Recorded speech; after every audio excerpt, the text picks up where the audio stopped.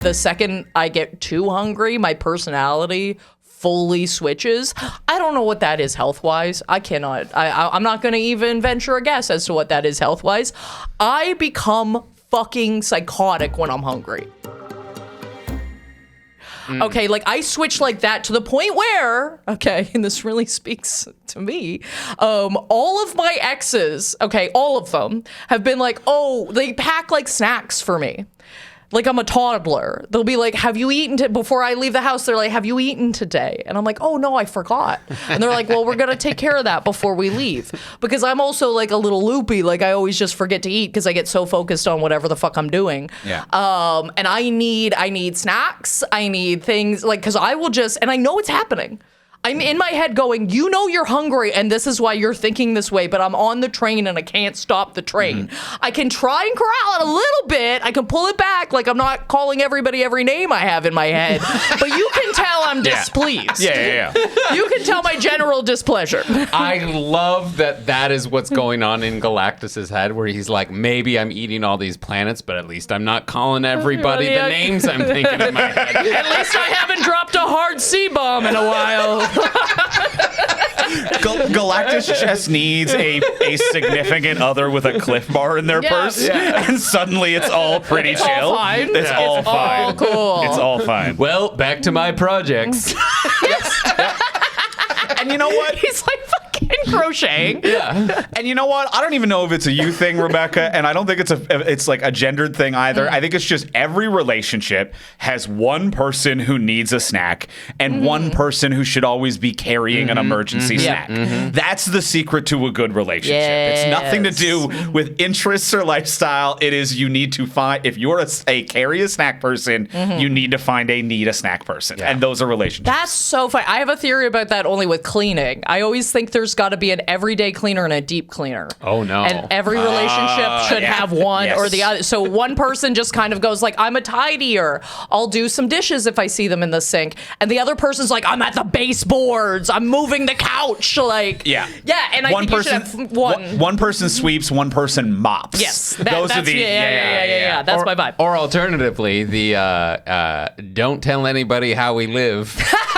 And you got it. You got it. You got it. The goblin mode. Yep. Okay. Those are your two. Goblin lifestyle. But yeah, he's just a hungry boy. He's a hungry boy. And I can relate to that because I don't know if I've told this story on the podcast before, but this is like years ago. Like I was in my early 20s, probably like, 100 pounds thinner, which is not a good look on Craig Fay. You 100 pounds thinner? Yeah, probably. You would be dead. That's a problem. That's like a... No. I was a skinny boy. Okay. Poor student. And I remember I had a girlfriend at the time, and like I went and met up with her, like, it was like late Friday night or something. Met her somewhere, and we're like, okay, let's go eat. And it was like, no, let's just go order pizza or something at home. And then we didn't end up ordering pizza at home, and then just ended up falling asleep. And then the next morning it was like, oh, okay, well we're gonna we'll do breakfast, but I don't have anything in the house for breakfast, so let's go shop and like get stuff for breakfast first. And it ended up being like noon of like the second day before we ate again. And I suddenly came down with chills. I was shaking. I was like in bed and I was like, oh my God, like I'm dying. I'm dying here. Like somebody's so funny. Like I must have got the flu or something. Yeah. And then she like made craft dinner or something, and I had a little, and I came right back, and I was like, what is going on? Oh no. Yeah. No, I could never get to that point. Somebody would clock me before I get to Fair that enough. point. Somebody would just knock me out in the streets because I would say something. Okay, I would absolutely snap. Yeah. That's so funny. But yeah, Galactus, he's been cursed, by the way. Yeah. I did want to ask the expert, what is the backstory there? Because he says in the movie, I used to be tiny like you, and then I just kept eating, and now I'm a big Planet Eater. I'm going to be honest with you. I don't 100% know on that one. And I do okay. think it does vary depending on like the context of Galactus. Like Right. I've always took it as just he just needs to consume like anyone else. And it's just the amount that he needs to consume He's a big boy. absurd. Yeah, he's a big boy. So I always just kind of took it as like he needs a certain level of consumption. Right. Fair enough. But yeah, I think there are a few different takes in the comics, but I don't know for sure that there's anything specifically locked in. Right. Okay. Yeah. So he's not. He's just an ancient consumer of like at some point he might have been a single cell organism that ate another cell and then like this forever. Yeah. and then billions of years later he's this big or whatever. Okay. So which does raise, I think, the most important question posed by this movie. Does Galactus shit?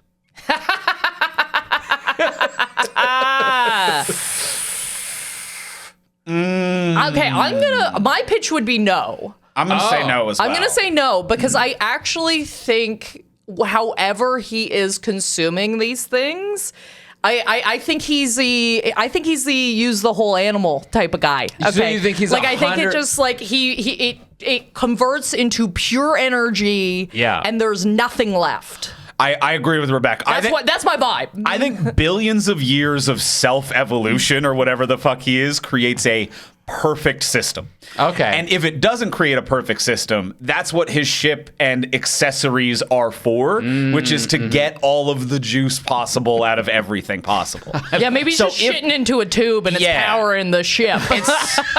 It's like a still suit. That big throne was for something. It's like a still suit in Dune where you piss in it and it goes back into you. Yeah, But that's what he's shitting on the throne and it send it back in. Yeah.